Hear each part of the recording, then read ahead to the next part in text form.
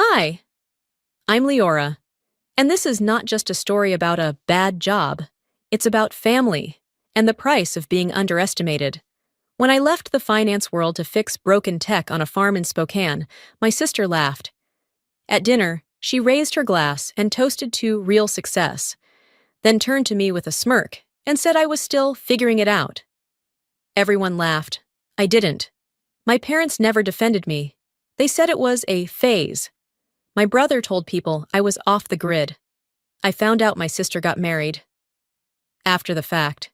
And when I saw her post mocking my work publicly, that was the final straw. They said I was dirty, that I'd chosen a dead-end path. 5 years later, I invited them to dinner. And this time, I was the one holding the clicker. And the truth. But what did I show them? What made my sister's face go white in front of our entire family? And why did my father stop speaking halfway through my presentation? You'll see. But I'll say this. Success doesn't always come with applause. Sometimes it comes with silence. The clink of wine glasses echoed like distant bells, delicate and sharp. I stood just outside the archway to the dining room, pretending to be mesmerized by a painting of abstract flowers on the hallway wall. In truth, I was trying to time my re-entry, hoping, maybe foolishly, that the introductions were over. Kala had thrown this dinner for Mom's 60th birthday, hosted in her pristine Atlanta high-rise that looked like something out of an HGTV reveal. The theme, celebrating powerful women in media, was as performative as the hand-picked guest list. Influencers, editors, station producers, and me, the sister who'd left all that behind for farm dirt and tech wires in the middle of nowhere. When I finally stepped into the dining room, no one looked up. A soft jazz playlist floated under polite conversation and polished silverware. I slid into the only empty seat, conveniently wedged between an empty chair and the wall. Kala raised her glass. "To our mother," she began, her voice commanding the room like a seasoned anchor. "To a woman whose grace has been our guiding light, and to all the accomplished women here tonight who've made their mark in the media world." Applause followed. Smiles. I lifted my glass halfway, until her eyes landed on me. "And to my sister, Leora," she added, pausing just long enough for the smirk to form, "who chose a unique path, from city lights to cowfields, from newsrooms to fixing cameras on cattle farms. She's still finding her way, right?" Laughter rippled like someone had tossed a pebble into calm water. A few raised brows. I caught one woman mouthing, "Oh wow," to her partner. I felt a flush creeping up my neck, hot and electric. My fork slipped slightly against the plate. I didn't raise my glass. I didn't look at Kala. I didn't even breathe too hard. Just sat there, perfectly still, and counted the seconds until dessert. They didn't see it, but that moment lit a match in me. I excused myself a few minutes later, murmuring something about needing the restroom. My heels clicked softly down the hallway, and I ducked into the powder room. It smelled like lavender and expensive silence. I stared at myself in the mirror. Not a tear, not a crack in the face, but my expression had changed. I knew it had. There was something sharper in the corners of my mouth, something tired of swallowing every dig, every pitying look, every story told without me. The truth was, they never saw the long nights, the frostbitten fingers working on outdoor sensor rigs, the low-signal Wi-Fi meetings with tech advisors, the slow but steady progress of turning an idea into infrastructure. All they saw was the grease under my nails, and assumed it was failure. And still, I held it in. Because what was the point? They had already written my ending. When I stepped back out into the hallway, I paused, again. From around the corner, I heard my mother's voice. Gentle, low, too casual. "It's just a phase," she told my father. "She'll come around eventually. If not, at least Kala gives us something to be proud of." I didn't move. Not a flinch. My hands rested by my sides, fingers twitching against the fabric of my dress. I turned and walked toward the balcony instead of the dining room. Outside, the city skyline shimmered like someone had lined the horizon in diamonds. I stood there, arms folded, remembering the silence in our childhood home whenever I talked about technology, about changing the way agriculture worked, about building something that didn't have a polished logo or network slot yet, but would change everything. They never believed it. I was dirty. My sister made fun of my bad job. 5 years later, my net worth ranking silenced her. But not yet. Not tonight. I walked back into the dining room with my shoulders square and my mouth set in a quiet line. No one noticed. They were already deep into dessert. Miniature lemon tarts and espresso shots in dainty cups. The laughter had shifted tones, smoother now, like nothing awkward had ever happened. Kala was retelling a story about a panel she'd hosted for CNN the previous month. Gideon leaned back in his chair, beaming like she'd just accepted a Nobel. Maris dabbed the corner of her mouth with a linen napkin and didn't so much as glance in my direction. I waited for someone, anyone, to acknowledge me. Nothing. I slid into my seat without a sound. The tart was still cold. I chewed it slowly, the citrus bite harsher than I remembered. Around me, silverware clinked. Conversations ebbed and flowed like I wasn't even there. Like I hadn't just been made a punchline 20 minutes ago. I could feel the heat crawling back into my face. But this time, it didn't burn. It calcified.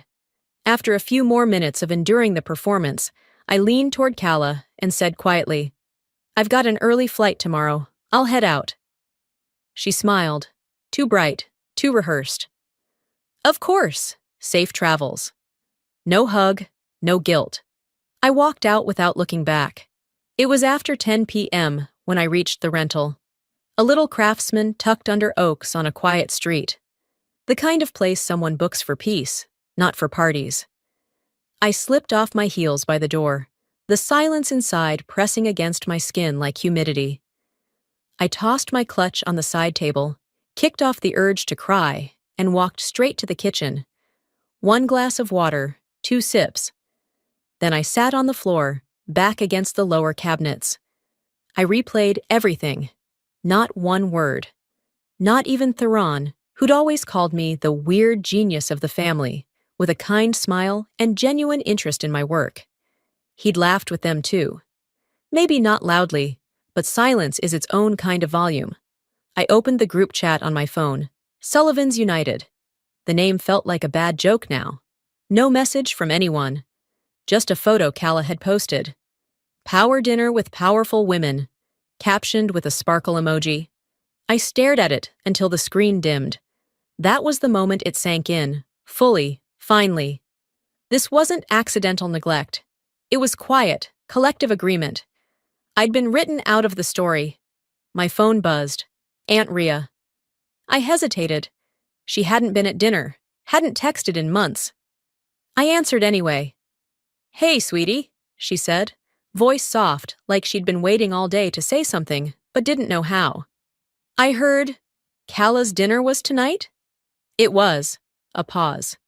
I didn't go. Honestly, I figured it'd just be more Kala. I let out the breath I didn't know I was holding. She continued cautiously. "Your mom told me not to worry about you. Said you were still playing with those tech toys, that you'd find your way back eventually." My fingers clenched around the phone. "I see," I said flatly. "Honey, I didn't say I believed her." "I know." We hung up a few minutes later. She tried to end on a warm note, but it didn't land. I stood up and walked to the small desk by the window. My laptop blinked to life. On the desktop were 4 folders: Farmlands Beta, Investor Report, Q3, Pitch Deck, Series B, and 1 folder in bold red font, Receipts. I clicked it open, screenshots, voicemails, emails I'd archived over the years, not out of pettiness, but pattern recognition. There was always a pattern, and I had stopped making excuses for it. Out the window, I could see a sliver of moon above the trees, cold and distant, familiar. That night didn't break me, but it did something better. It drew the line, and I never let them cross it again. The folder marked Receipts was still open on my screen when I stood up to refill my glass. I didn't need to reread any of it. I knew every screenshot by heart. I just wanted to feel the weight of them again, the truth I had carried alone. As I leaned against the counter, sipping water, my mind drifted, uninvited, 5 years back. Boston. I was 29, working at a mid-tier finance firm on Boylston Street, trying to make sense of spreadsheets and pitch decks that felt like someone else's skin. The numbers never lied, but they sure didn't thrill me either. Every Sunday night, I'd call home, part habit, part duty. That particular night, I was standing by the window of my studio, watching rain smear down the glass, when I said it. Dad, I think I'm going to move out west. Spokane. There's a space opening up in an old grain building. I want to convert it into a test lab for this agri-tech concept I've been working on. Silence. Then a short laugh. Not the amused kind, the dismissive kind. Oh, so now you think you're Steve Jobs in overalls? He said, the sarcasm sharp. It's not about being anyone, I replied. It's about doing something that matters. You have a stable job, a path, and now you want to chase dirt and gadgets in the middle of nowhere? I'm not chasing anything. I'm building something. You always were good at pretending. That was the beginning of the cut. A week later, I flew down to see them in person. I thought maybe, just maybe, they'd see it differently, face to face. We sat at the dinner table. Mom had made her famous garlic roast. Gideon folded his napkin once, then again. If you walk out that door, he said, don't come crawling back for help. No checks, no rescue plan, no temporary loans. I didn't answer right away. I looked to Maris. Her hand found mine under the table, for a second. Then she pulled it away and busied herself with pouring more wine. That silence hurt more than his words. I left 2 days later, with 2 suitcases, a used MacBook, and a heart so heavy it felt like lead. Nobody came to the airport. Nobody called the next day. Spokane greeted me with gray skies and a warehouse that smelled like rust and hope. The walls were chipped, the wiring a disaster, but it was mine. I slept on a cot in the corner the first week, surrounded by extension cords and invoices I couldn't pay yet. There were nights I doubted everything, but never the choice to leave. 3 months in, after a long day rewiring motion sensors, I needed to print a permit form. I plugged in the used HP printer I'd hauled from Boston. To my surprise, it auto-synced to my old cloud inbox. That's when I saw it. An email from Gideon to Theron, dated 2 weeks after I moved. Subject: about Leora Body. She's gone full delusional. Don't let her sweet talk you into investing. Let her learn it the hard way. I stared at the screen, hands frozen. I wasn't surprised, not really. But reading it, seeing it so plainly written, was a cut of another kind. I didn't cry. I didn't scream. I just opened the Sullivan's United group chat and left it. Then I blocked every number with our family name attached. That night, I slept better than I had in months.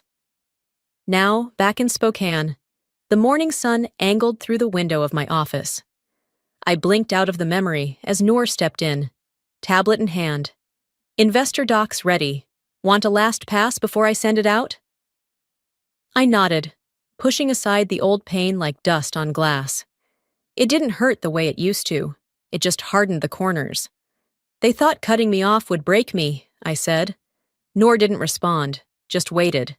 All it did was sharpen me. I couldn't sleep. The doc was done. Noor had sent it out to our top 3 investors, and my to-do list for the day was technically clear. But at 1:04 a.m., I was still sitting at my desk, scrolling aimlessly, sipping cold chamomile tea that tasted more like regret than comfort. My Slack pinged. Noor! Me. Check general. I clicked over, not expecting anything urgent. And there it was, a screenshot. Just one. Kala's name, a chat bubble. Some people are still playing with farm toys and calling it AI. Adorable. Then beneath it, the word, deleted. I didn't respond. Just saved the image to my desktop with today's date in the file name. I didn't even change my expression. Noor must have sensed the silence. Nor, me. Want me to say something? I typed slowly. Me. Nor. Not yet. The message had already sunk deep. It wasn't the words. Those were almost too predictable. It was the timing. After everything, she still thought this was a game, a toy. My chest tightened, but not from sadness. It was that colder thing, the one that made my fingers move faster, more precisely.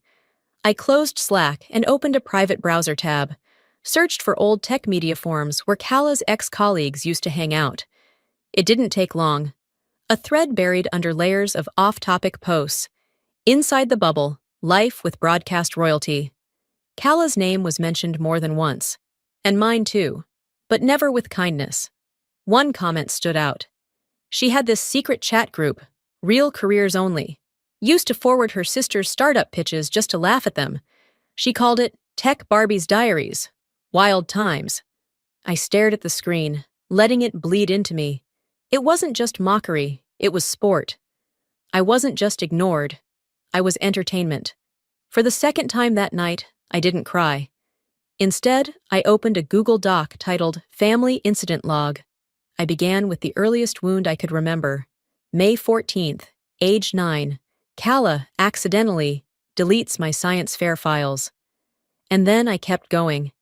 Each entry was short, precise. Each date, a moment I could trace. Each one felt like loading a bullet into a magazine I didn't know I'd been building. I knew this wasn't about revenge, not exactly, but I also knew silence hadn't done me any favors. I whispered to the quiet room, "You really think I haven't been watching too?" My voice barely echoed. I minimized the log and opened a new browser tab. Gmail. 2. Family group email. Subject, Family Weekend. Travel arrangements provided Edie. Hi all, I'd love to invite you to a family gathering. Location, Santa Barbara, California. Dates. Redacted. Transportation and accommodations will be fully arranged. There's something I'd like to show you. See you soon, Leora. No flourish. No guilt. Just a time, a place, and an open door they could walk through. If they dared. I hit send. Then sat back and stared out the window. The sky was a deep velvet, stars fading behind a stretch of high clouds. They used to think I was the one hiding behind screens. This time, I'd be the one controlling what they saw. It was a Sunday morning, spring light slipping through my kitchen blinds. I had just brewed a second cup of coffee and was flipping through updates on my phone, mostly out of habit. And then I saw her. Kala, in white. Veil trailing behind her like a cloud, bouquet clasped against a picture-perfect smile. Her new husband, whose name I couldn't even recall, was frozen mid-laugh beside her. The caption, "What a perfect day for our family." I blinked twice. Scrolled back. No prior post, no announcement, no engagement celebration I remembered, and certainly no invitation. I tapped into the family group chat. Nothing, no countdown, no mention of flights or dresses or toasts. Just that photo. My fingers gripped the edge of the countertop. For a second, I couldn't tell if it was shock or just static. I called my mother. She answered on the second ring, her voice too cheery. "Leora, I was just about to—" "Did Kala get married?" A pause. 1 second. 2. Then, "Oh, yes. Yesterday, actually. It was beautiful. I didn't know there was even a wedding planned." "Well," she started, her voice softening into that maternal apology she'd weaponized for years. "We didn't think you'd be comfortable. It was very media-centric. A lot of cameras. Kala said she didn't want you to feel out of place." "Out of place," I repeated. The words tasted metallic. "You know how these things go, honey. Sometimes it's better to just keep things simple." I hung up without saying goodbye.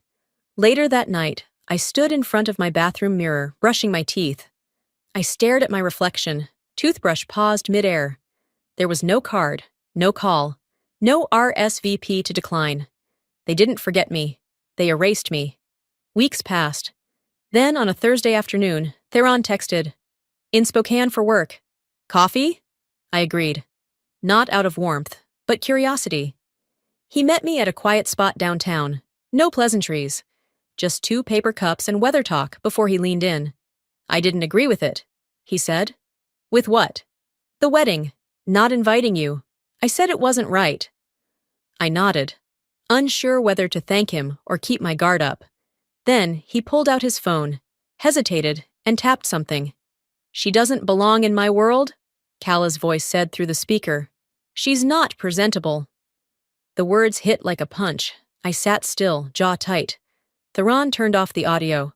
I saved it. I don't know why, but I thought you had a right to hear it. I swallowed once, then said, Thank you for not deleting that. He didn't respond. We parted ways without hugging. That night, I updated the family incident log. March 22nd.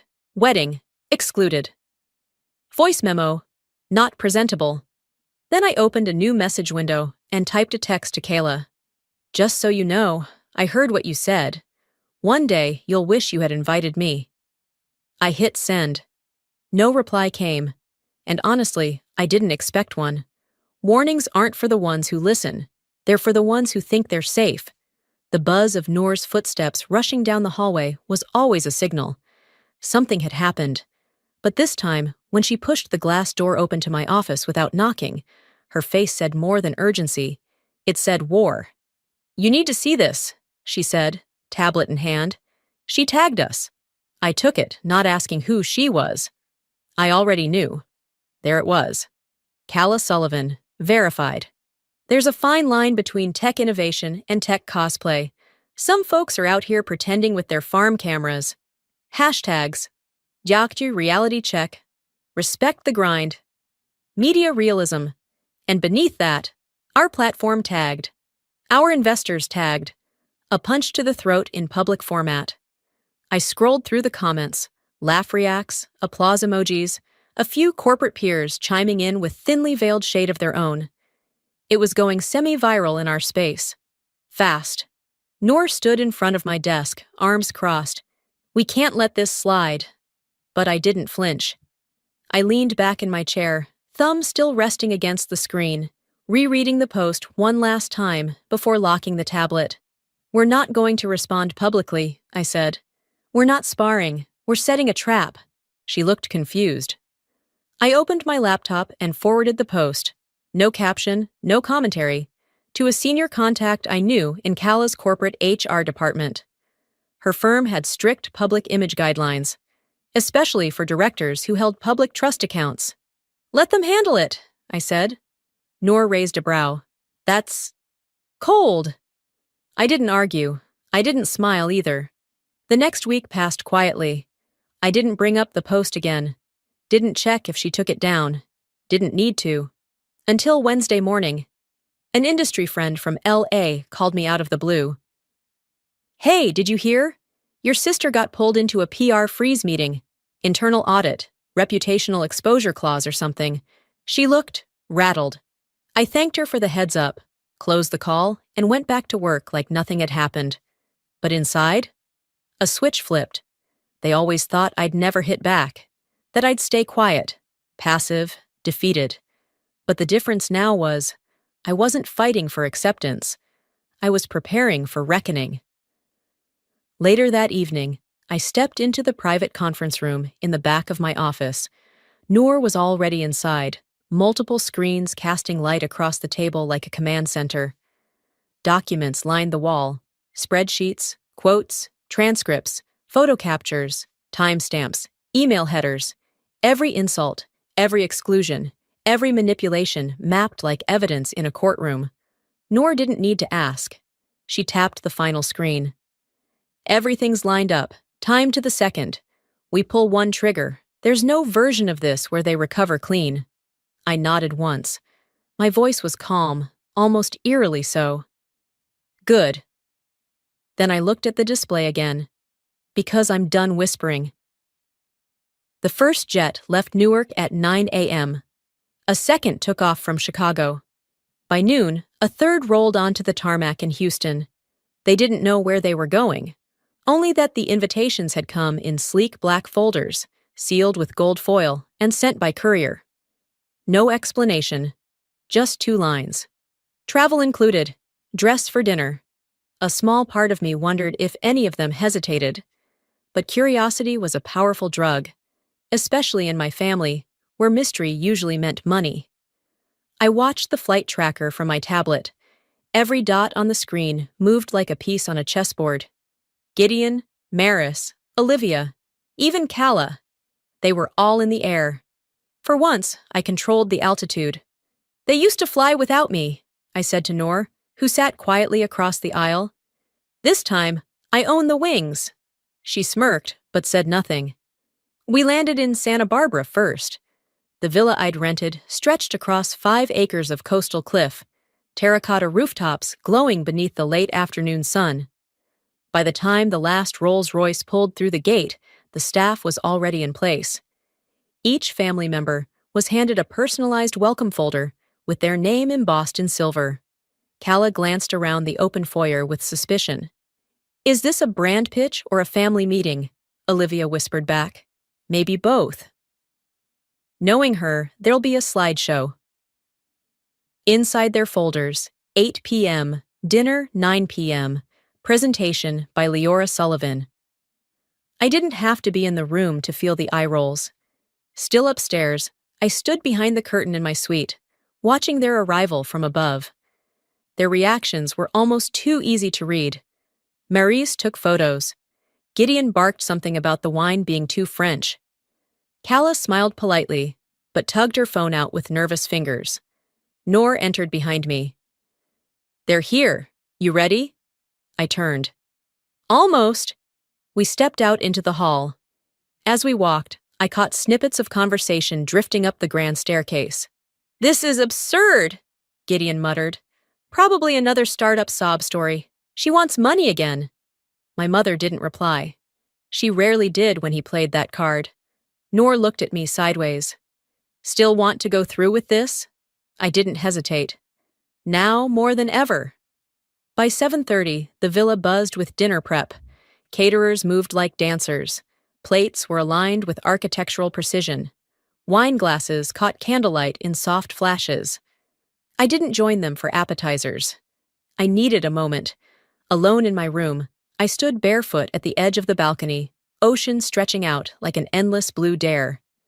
The air smelled like citrus and salt. Familiar, calming. But my mind wasn't here. It was in Spokane, 5 winters ago.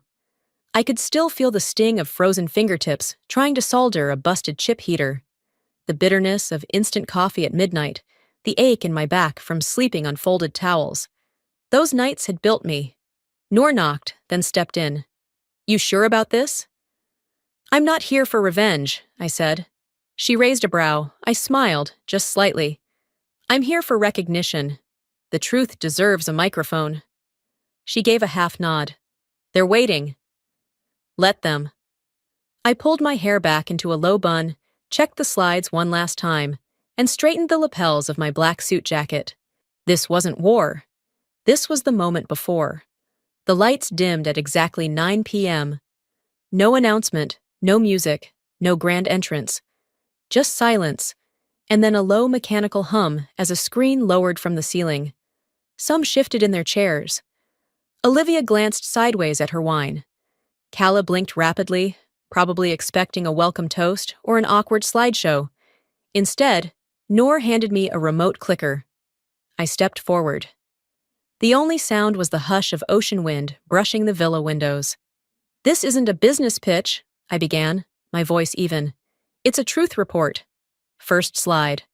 A grainy photo of me in the Spokane warehouse, bundled in layers, soldering boards next to a rusted space heater.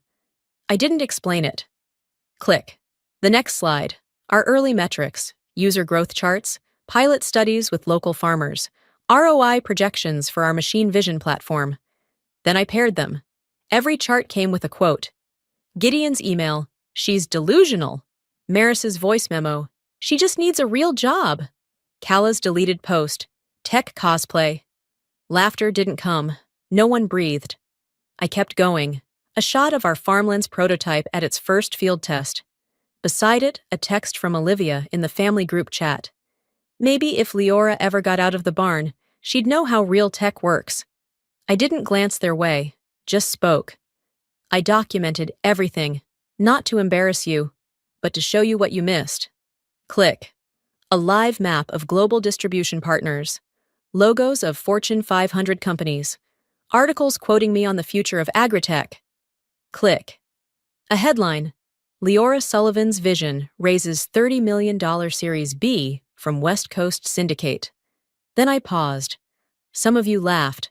Some of you rolled your eyes. Some of you cut me out of weddings and family photos. Click. Final slide. Kala's viral LinkedIn post, side by side with a leaked internal memo from her employer. Reputational risk. Probation. Content flagged for corporate review. Gasps. Noor didn't flinch. I didn't either. I looked straight at Kala. Some of you mocked what I built. Now you work for companies trying to hire me. I closed the laptop. Silence. Not the awkward kind, but the kind that follows an explosion.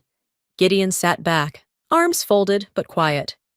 Maris stared at the flickering candle. Olivia was frozen. Kala? Her face had drained of color. Theron finally broke the stillness. Why didn't you tell us? I met his eyes. I did. You just talked louder. That landed like a slap. Even Olivia winced. No one moved. No one reached for dessert. In that moment, I didn't feel triumphant. I felt clear. I hadn't needed applause. I hadn't even needed apology. I just needed them to know. What they ignored wasn't invisible. And what they dismissed didn't disappear. It grew. The morning light spilled into the dining hall, warm and golden, as if nothing had happened the night before. But everything had. By the time I came down for coffee, half the family had already left. No goodbyes, no notes. On the kitchen counter sat a copy of Forbes, neatly folded, front page facing up. The Billionaire in Boots, How Leora Sullivan Outsmarted an Industry and Her Doubters. There was a photo of me standing in front of a green AI-powered field rig. I hadn't posed for it. They must have pulled it from an investor event last quarter. My phone buzzed. A string of texts filled the screen, some from cousins I hadn't heard from in years. Holy crap, Leora! Why didn't you ever say anything? Proud of you. I didn't reply to any of them. The family group chat was strangely quiet. Then a ping. Kala. PR asks that no one comment on Leora's story publicly. Thank you, and that was it. No apology, just corporate cleanup. Typical. By 10:15, I'd packed my things. While I zipped the final bag shut, there was a knock on my door. Maris stood there, her cardigan slightly misaligned, hair less perfect than usual. She didn't step inside, just looked at me for a long second before speaking. You deserved better, she said softly. I'm sorry I didn't see it then. I could have said 1,000 things, but instead, I just nodded. Thank you, that matters. Her eyes shimmered for a moment, then she turned and walked away. No hug, no big gesture. But it was something. Back in Spokane, the sky was pale and crisp. Noor had beaten me to the office. When I walked in, she grinned and pointed toward the glass wall. There, hung between our mission statement and a plaque from our first investor, was the framed Forbes cover. Beneath it, in a small wooden frame, sat an old photo I hadn't seen in years. Me, 24, crouched on a concrete floor in a winter coat, testing circuits by lamplight. I stepped closer, brushing a finger across the glass. That girl, she looked exhausted, but alive, driven. And maybe, just maybe, she'd be proud of the woman standing in front of her now. Later that night, I stayed late at the lab. The warehouse buzzed with low hums, machines calibrating, cooling fans whispering in the corners. I walked the aisles slowly, touching the edge of each new module we'd built. I passed the prototype room, the server stacks, and paused at the door marked Private Dev, LS. Inside, it was just me. Just the hum of my work, my ideas, my space. I sat down at the workbench, clicked on my monitor, and opened a fresh planning doc. Across the top, I typed, 2026 Vision, Expand to Africa. Soil imaging X, crop prediction beta. I leaned back. They could keep their silence. They could pretend the article hadn't hit. But the world saw it now. And more importantly, so did I. Success didn't fix what they broke, but it gave me room to rebuild what they never took the time to see. I was dirty. My sister made fun of my bad job. 5 years later, my net worth ranking silenced her. Maybe you've been there too. Maybe you've had to sit quietly while people who were supposed to love you laughed at you, dismissed you, labeled you. Maybe you've walked away from comfort, family, approval, tradition, just to build something that felt right, even when no one clapped for you. If that's you, I want you to hear me when I say, your worth doesn't expire just because they couldn't see it. Not everyone gets a front row seat to your becoming, and that's okay. You're not building for applause, you're building for impact. What they call crazy, dirty, or a waste of time today might just be tomorrow's revolution. Don't hand the pen to people who never bothered to read your story. Now I'd love to hear from you. Have you ever been underestimated or overlooked by your own family?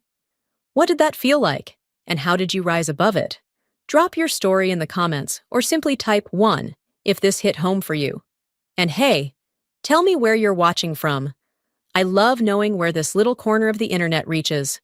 If this story moved you, helped you reflect, or gave you strength to keep going, hit that subscribe button and turn on the bell icon so you don't miss the next story. There's more where this came from. Real voices, real lessons, and yes, real healing. Thanks for being here. You matter more than you know.